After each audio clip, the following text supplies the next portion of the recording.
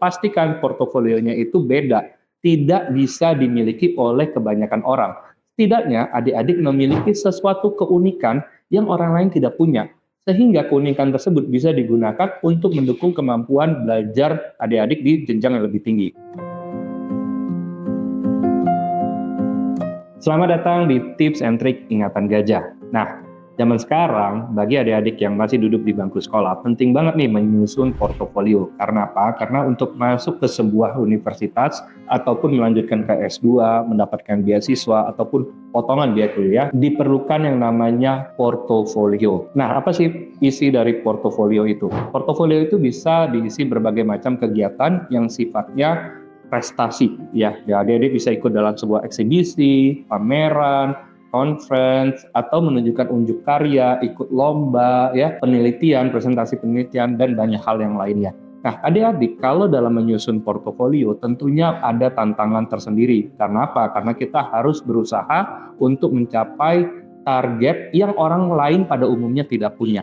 Nah, jadi kuncinya untuk adik-adik dipilih menjadi seseorang yang layak mendapatkan beasiswa ataupun dapat potongan diskon belajar dari sebuah portofolio, pastikan portofolionya itu beda, tidak bisa dimiliki oleh kebanyakan orang. Setidaknya adik-adik memiliki sesuatu keunikan yang orang lain tidak punya, sehingga keunikan tersebut bisa digunakan untuk mendukung kemampuan belajar adik-adik di jenjang yang lebih tinggi. Tentunya tidak mudah menemukan apa sih kegiatan yang bisa menjadi portofolio bagus bagi kita saat ini. Apalagi saya banyak banget kegiatan sekolah, PR, ya tugas, kerja kelompok yang harus diselesaikan dalam waktu yang singkat. Sedangkan adik-adik juga memerlukan waktu untuk membangun portofolio yang baik. Nah, di sini adik-adik perlu banyak riset ataupun setidaknya kepoin nih informasi-informasi lembaga-lembaga yang ngasih adik-adik kesempatan untuk berprestasi dalam waktu yang tidak terlalu banyak memakan jadwalnya adik-adik saat ini, tapi memiliki impact yang besar.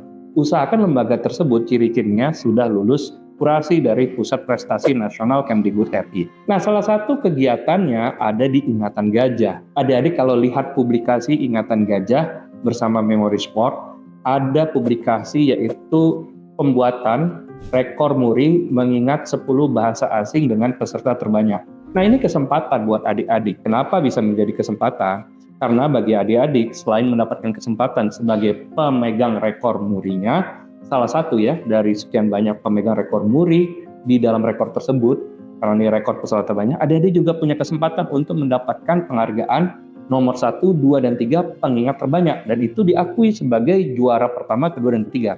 Jadi adik-adik dalam rekor ini jangan cuma terbatas oleh minimal kosakata yang harus diingat, tapi berlomba juga dengan teman-teman yang lain supaya bisa menjadi pengingat terbanyak dan mendapatkan penghargaan lebih. Ingat, kuncinya adik-adik harus mendapatkan hal yang beda. Kenapa rekor ini kembali dibuat oleh Ingatan Gajah bersama Memori Sports? Jadi, back to tahun 2022, Kayudi waktu itu mendapatkan 2 rekor muri. Dan rekor muri itu Kayudi dapatkan secara personal dan tidak tahu sebenarnya habis itu dapat rekor muri mau dipakai buat apa lagi. Karena dulu tidak ada tuh dulu nyusun portofolio dan segala macam. Kalau kita mau mendapatkan potongan beasiswa dan segala macam ya ikut tes ataupun ya menjalani beberapa hal di mana portofolio itu juga belum seheboh saat ini.